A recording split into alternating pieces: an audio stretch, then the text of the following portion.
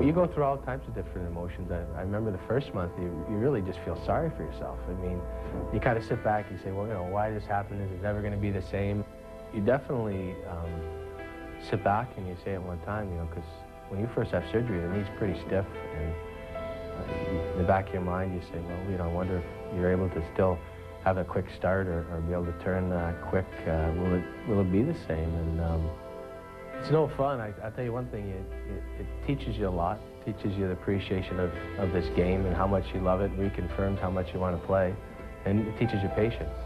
And as a hockey player, you know, we're brought up, I think, to push through things. Whenever I had an injury before, whether it was jaw or shoulder or ankle or anything like that, I always prided myself on coming back sooner than expected. Well, this was an injury. Sometimes the harder you pushed, the more you could set yourself back.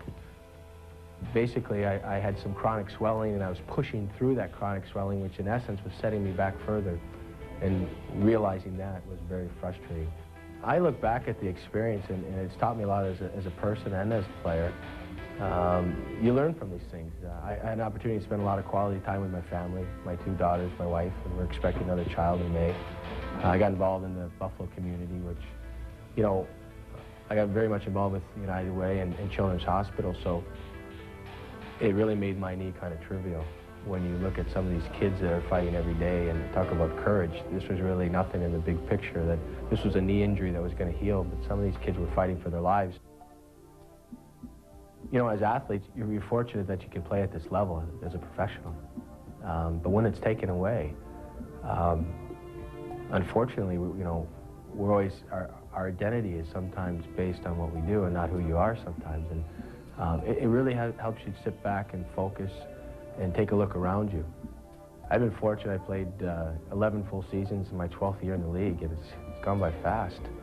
And you realize the commitment and the importance of being here and wanting to achieve a lot collectively and individually to try to help your team.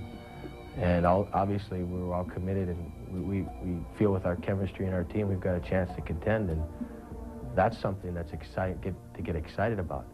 And at the same instance, it also, you realize that you used to take the game home with you and really, I guess, just have the game with you all the time. And I think what it helps you to do is really just have a balance.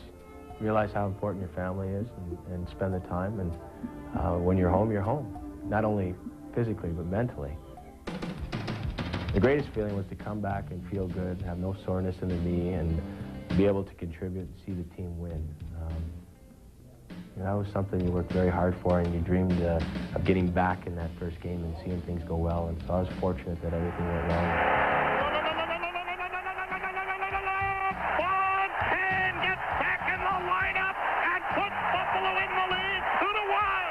I said, now listen, when I go back, I said, I know what I have to do, and I know how I play the game. That's just who you are, how you play. And I don't mind getting in the corners and getting hit and going to the net. It's just nature. The knee's fine. It's solid. It's just a matter of strength. And it's not, will it ever be the same? It's when and when the strength is at a level where you can compete like that. I guess you try to take the good out of the situation. And I'll look back. It sounds funny now, but I'll look back, and it's somewhat of a blessing. Anytime something like that happens to you, it's a great time to learn, a great time to grow and take the positive out of it. So I think it's taught me a lot as a person.